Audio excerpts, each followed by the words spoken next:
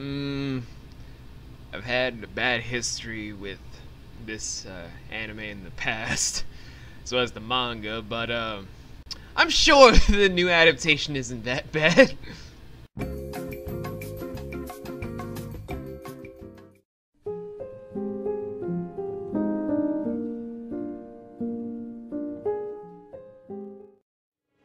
It's showtime. Finish starters all day, king of hearts we don't play. I will show no remorse if you bring the traitor my way. If you're crossing my land, better understand you ain't safe. What's going on, nomads, pug people, and strangers everywhere across the beautiful internet? My name's still V, you like the letter, and welcome to the first Nomadic Reviews episode of 2018, where, surprise, surprise, first episode is through the genre of animation, or Japanese animation if you want to be more technical, goddamn Cal Arts, where the first Nomadic Review of 2018 is Netflix's new original anime of Devilman Crybaby.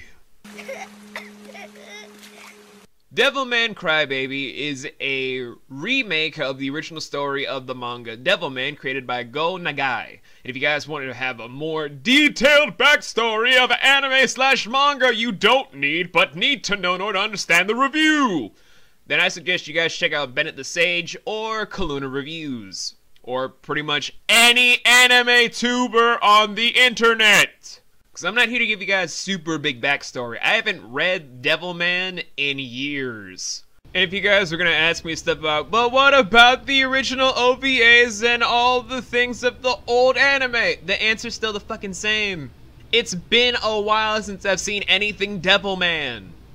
In fact, 15-year-old me is probably looking at me in the future just like, how could you? How could you do this? And I'm just looking back at him just like, dude, stop getting high in your apartment. Go to school. Anyway, though, aside from all that sort of stuff, what can I even talk to you guys about Devilman Crybaby? Well, let's go over the obvious stuff of talking about the technical side of things. Firstly, the animation and art style to some people is jarring as fuck. Mostly because certain characterizations look very disfigured and disjointed. A lot of the people that try to have the realism effect end up looking more cartoonish in execution, and the animation style about how to do the fluid motion makes people have ragdoll physics. Like in the running animation, instead of the normal running segue for people, as soon as they have basically characters with demonic powers, they're just flailing their arms around trying to grab at the ground as if, oh yeah, this is how demons run, right? And this is how humans, if they have demon skin, still move, even though it should just be them doing the same human proportionary stuff, because even if it's a demon-possessed human, they still want to seem conspicuous. You are an idiot! So yeah, anyway, that's just the whole side of the technical side of stuff for just the animation qualities. Music and sound, though, that is where it kind of varies, because it goes from orchestral, rock, metal, dubstep, EDM, and rap. Personally, I enjoyed the rap because of these 5, well, technically 4, but it doesn't matter. These 5 characters right here with example A.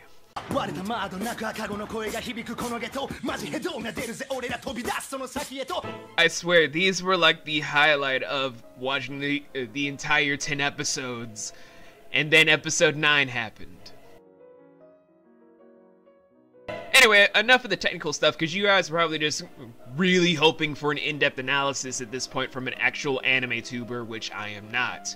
I am more of an art slash writing tuber, so I'm gonna focus on the real stuff about the anime in general.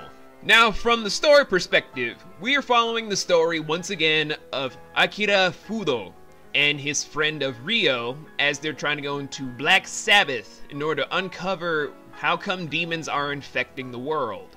While at the same time, Akira wakens up to the powers of one of the greatest demons from hell, of Amon. However, because he has a pure heart, he is in control of Amon's powers, and he becomes the illustrious Devilman, and must And I'm not bullshitting as I say this. This is the actual plan. And with his newfound powers, on Ryo's instructions go down an entire list of demons hiding within Japan. Video the entire footage of the battle of him as a Devilman with the powers of Amon killing renegade demons for no clear reason specified by Ryo other than it's gonna help in the war of humans versus demons. Also, Satan's involved, because of course Satan is involved.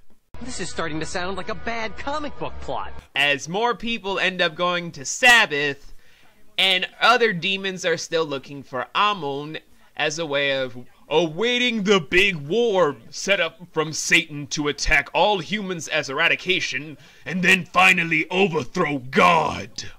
You know, because I believe that Nagai wanted to give a huge middle finger to most people making this anime, and this manga for all intents and purposes. Honestly, I can't blame him for wanting to give a middle finger to people. So, from just that whole standpoint, you probably have the same thought that I had. 10 episodes is not a lot of time to try and set up everything for a satisfying conclusion. However, the beauty of this 10-episode anime series is that it tries to literally cut out the fat about how many people would have filler and setup for actual character motivations that could be fleshed out in more than just a few episodes, give more history to certain characters, make us really feel for a lot of different people for extended amount of times rather than just very short increments of scenes here and there of just tiny little, you know, those important things of memories, flashbacks, and so forth and so on. He's just like, we got all of that in just 30-minute segments for 10 episodes straight, where we can automatically settle everything in episode 10. So we don't have to ask any questions like, had to get all fancy real quick. Question the first, where'd all the demons come from if we don't see hell?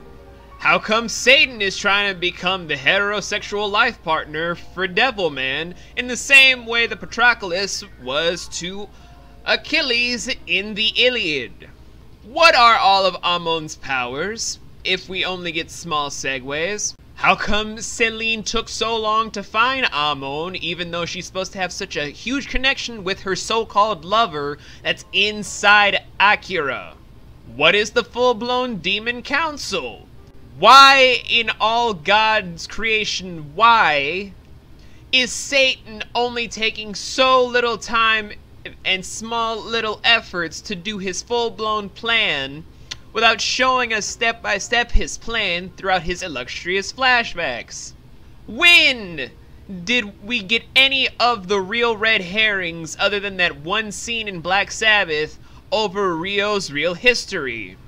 How come only Ryo and Akira get the real screen time to the before and after stuff for Akira's life, instead of to all the characters that could have gotten some screen time and real development, as well as getting more Devilmen that could have been in the series?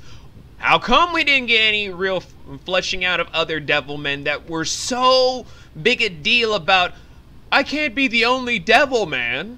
In fact, they even had hints to an earlier Devilman in the series. Why didn't we try to get any further development other than in that one episode at the finale?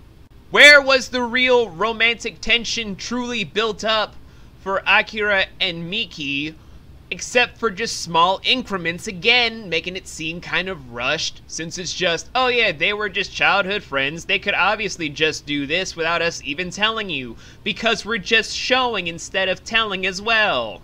And my all-time favorite, why? Oh dear, why? Why?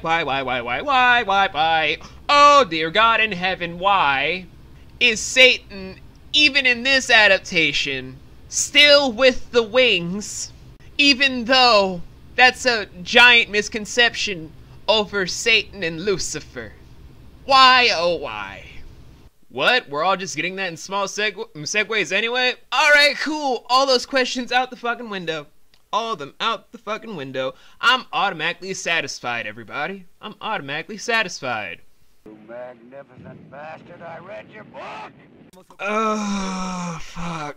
Okay, guys, you may be hearing this and you're just like, okay, you're obviously hating on this, so just give this a bad rating already so we can be onward. We're giving you a dislike right now. And honestly, I'm gonna surprise you guys. I did not hate this anime. I mean, the animation style and the art style as a combination. Frankly, it needed more work. Like, for something this super hyped for 2018, they really should have done a little bit more polish if they were striking for realism with fantasy. Look guys, I'm not trying to act like I'm a professional myself. I'm still learning the curve my own damn self over how to do the correct moves here and there for a TV show. I'm still struggling on just how to do Let's Do Art without having a fucking mental breakdown over which avatar to use until I get my drawing tablet to draw the avatars myself.